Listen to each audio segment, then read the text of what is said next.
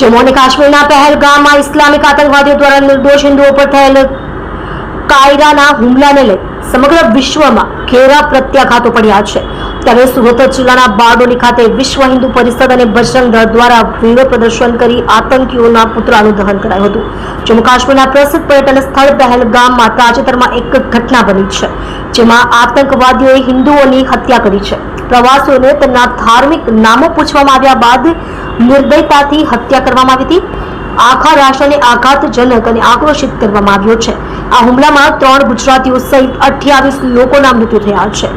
આ માત્ર આતંકવાદી હુમલો નથી, પરંતુ તે ભારતના બહુમતી સમુદાયની ધાર્મિક લાગણીઓ પર હુમલો છે, જેને લઈ સમગ્ર વિશ્વમાં અને દેશમાં ઘેરા પ્રત્યાઘાતો પડ્યા છે અને ઠેર ઠેર વિરોધ પ્રદર્શન થઈ રહ્યા છે। ત્યારે સુરત જિલ્લાના બારડોલીના શહીદ ચોક ખાતે વિશ્વ હિન્દુ પરિષદ અને બજરંગ દળ દ્વારા વિરોધ પ્રદર્શન તેમજ આતંકીઓનું પુતળા દહન કરવામાં આવ્યું હતું।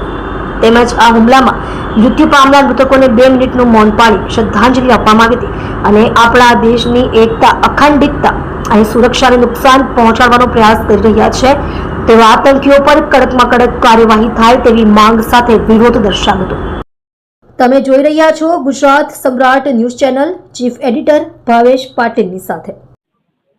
कश्मीर में जो पहलगाम में जो प्रवासियों पे हमला हुआ, प्रवासियों को उसका धर्म पूछ के मारा गया, कपड़े उतरवा के मारा गया, खतना है कि नहीं वो देख के मारा गया, और जो लोग कलमा पड़े उसको छोड़ दिया गया। ये जो घटना बनी वो घटना हम सख्त शब्दों में इसकी निंदा कर रहे हैं। और आज बारडोली में, सूरत ग्राम्य बारडोली प्रखंड में पुतला दहन का कार्यक्रम रखा गया है और सरकार श्री को विनती करना चाहते हैं कि ये व्यवहार बंद करके, पानी बंद करके कुछ नहीं होगा।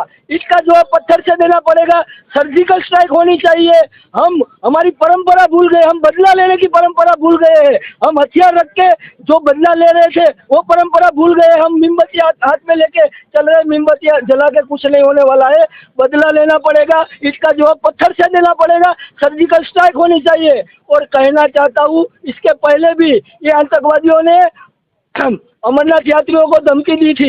उस टाइम भी विश्व हिंदू परिषद बजरंग दल ने चुनौती एक्सेप्ट करके आज की डेट में हर साल बजरंग दल द्वारा पूरे देश से लाखों बजरंगी अमरनाथ यात्रा पे जा रहे हैं। उसी तरह मैं सरकार को कहना चाहता हूँ, अगर आपसे कुछ होता है तो ठीक है, नहीं तो बजरंगियों को छूट दे दो। बजरंगी तैयार है इसका जवाब पत्थर से देने के लिए।